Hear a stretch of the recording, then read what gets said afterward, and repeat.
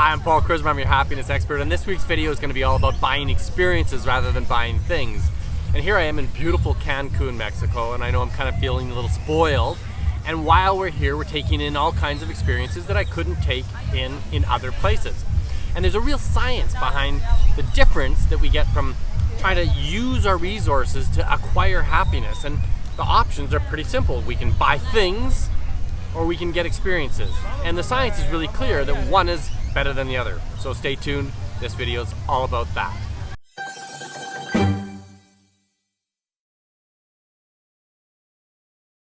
As a coach, public speaker, and best-selling author, I teach topics just like this one all around the world. So stay tuned and I'll give you practical tools that you can use to make both yourself and those around you both happier and more successful. Yeah, okay, so there's been all kinds of crazy and wonderful experiences here in Cancun, and every day we're taking in something more.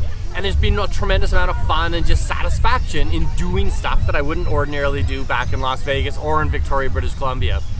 And there's some real fundamental science why this kind of way of spending our money is a different experience than buying things. And the number one reason for that is that buying things has something that we call hedonic adaptation. It's this idea that we get accustomed to the stuff that we often have around us. So if you buy a pair of shoes that you really like, well, in a couple weeks, the shoes are now ordinary, commonplace in your life.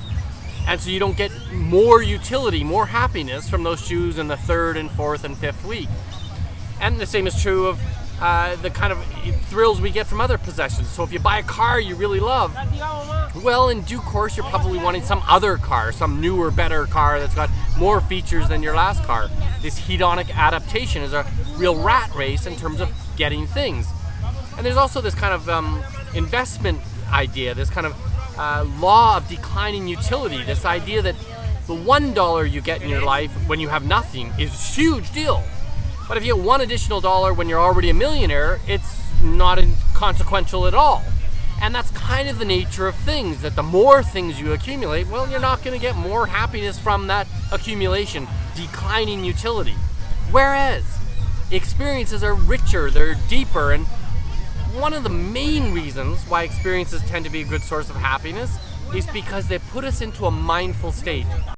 We kind of know from the science that a wandering mind that usually is worrying about the future or investigating its concerns about things that didn't go right in the past, that tends to be an unhappy state.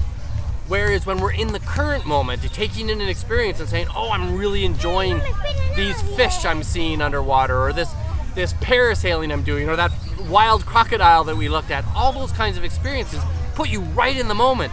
And when you're in the moment and true to the current moment in time, we tend to be happy. Even if it's kind of a mediocre experience. Oh, I'm just viewing the beach for the third hour in a row, but I'm genuinely taking in the sound of the waves, the feeling of the sun, the feel of sand under my feet. I'm in the moment. And that's a wonderful place to be. In addition, we're not quite sure why this is true always, that experiences tend to be more rewarding than things are. But one of the ones that we speculate on is that experiences are often social. We're with other people. We're investigating an activity that's novel for both of us. It creates a memory that's social in context, and as basic tribal animals that we've evolved to be with other people, the experience of being with others and belonging and enjoying their company as we experience something is huge. And then finally, things are transitory. They move from one place to another. If we accumulate too much, they go to the flea market or get thrown out.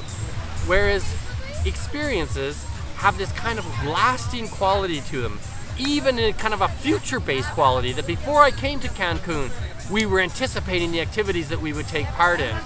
And then once we got to Cancun, we were in the activities, savoring them. And when we leave Cancun, we can actually continue to reminisce about those experiences, look at our photographs and talk about the memories we created together, so that experiences have this deep richness, much, much better than things.